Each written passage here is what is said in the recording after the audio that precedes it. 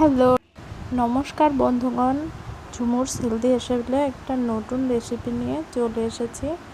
তো এই দেখুন আজকে কি কি রান্না হবে তা দেখিয়ে দিচ্ছি। উচ্ছে দিয়ে মুগ ডাল হবে, এই চিংড়ি মাছ, আর এখানে ছিল ছোট মাছ, এই পুঁটি মাছ। তো আমি পুঁটি মাছগুলো লবণ হলুদ মাখিয়ে নিয়েছি। তো আমি এখানে তেলাকচু শাক, কে কে তেলাকচু শাক চেনেন অবশ্যই জানাবেন, আর কাদের পছন্দ তাও জানাবেন।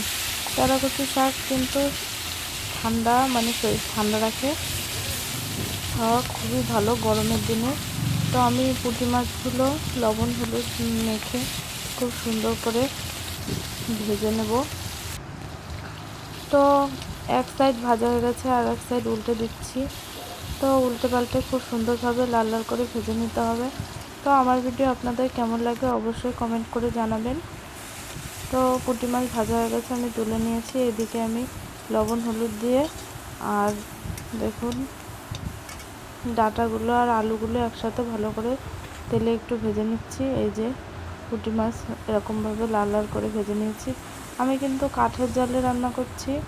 তো আমার শাকগুলো একটু ভাজা হয়ে গেছে। তো আমি তারপরে দিয়ে দিয়েছি জল পরিমাণ মতন ঝোলের জন্য। তো ঝোলের জন্য জল দিয়ে দিয়েছি, এবার ঢেকে দিয়েছি। ঝোল ফুটে উঠলে তবে আমি মাছগুলো দিয়ে দেবো।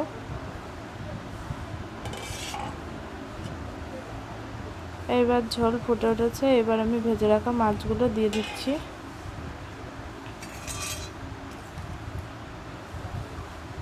যদি আমার ভিডিও আপনাদের ভালো লেগে থাকে তাহলে অবশ্যই চ্যানেলটাকে সাবস্ক্রাইব করে দিয়ে পাশে থাকবেন, আর পাশে থাকা বেল আইকনটাকে প্রেস করে দিয়ে নোটিফিকেশন অন করে রাখবেন।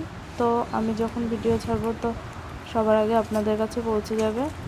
তো মাছগুলো দিয়ে দিয়েছি, এই দেখুন আলু সিদ্ধ হয়ে গেছে। এবার আমি তরকারিতে ফোড়ন দিয়ে দেবো। ফোড়নে আমি এখানে ব্যবহার করব রাঁধুনি। তো এই যে ঢেলে নিয়েছি তরকারিটা, এবার আমি এখান থেকে রাঁধুনি ফোড়ন দিয়ে দিচ্ছি।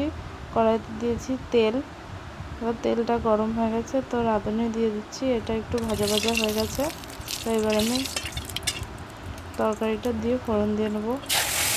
তরকারিটা লাস্টে যদি ফোড়ন দেওয়া হয় সিদ্ধ হওয়ার পরে, তাহলে কিন্তু একটা অন্যরকম সেন্ট আসে, ভালো লাগে বেশ খেতে আমার কাছে। অনেকে আবার আগে ফোড়ন দিয়েও বসায়, কিন্তু আমি তো লাস্টেই দিই, ভালো লাগে এটা। এবার সামান্য একটু জাল দিয়ে নেব। তো তারপরে তরকারিটা নামিয়ে নেব। অলমোস্ট হয়ে গেছে তরকারি, লবণ হলুদ সব পরিমাণ ঠিকই আছে। তো এইভাবে রান্না করে অবশ্যই খেয়ে দেখবেন, আর কেমন লাগে সেটাও জানাবেন।